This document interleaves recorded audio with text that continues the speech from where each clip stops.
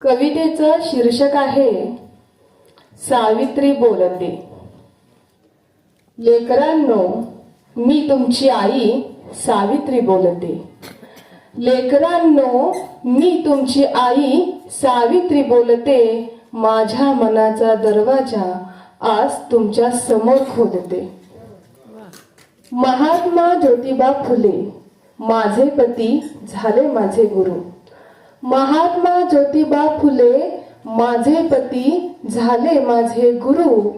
संसारासह भिडेवाड्यामध्ये शिक्षण कार्य केलं सुरू. मुलींची शाळा या एकाच ध्येयाने मनात केलेलं घर. मुलींची शाळा या एकाच ध्येयाने मनात केलेलं घर.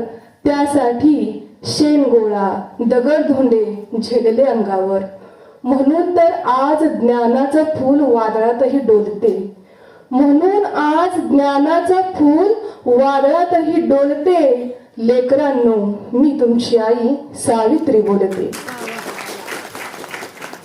मुलींच्या कलागुणांना वाव द्या, ती घालेल आकाशाला गवसणी.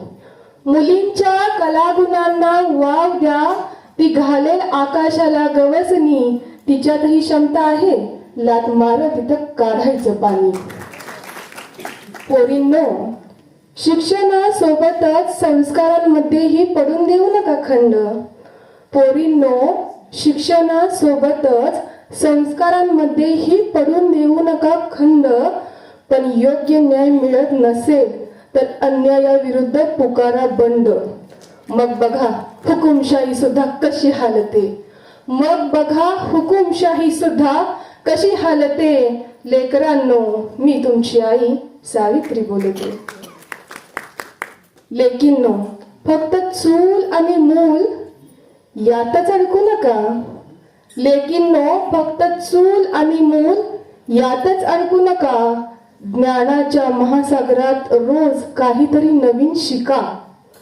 स्वातंत्र्य सन्मान मिळण्यासाठी विचार कर्तृत्व हवं करारी.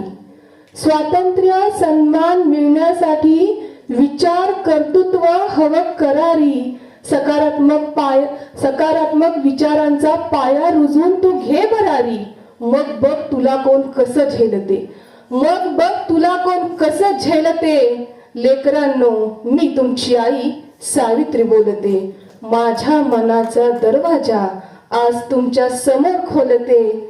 लेकरांनो, मी तुमची आई सावित्री बोलते. सावित्री बोलते. धन्यवाद.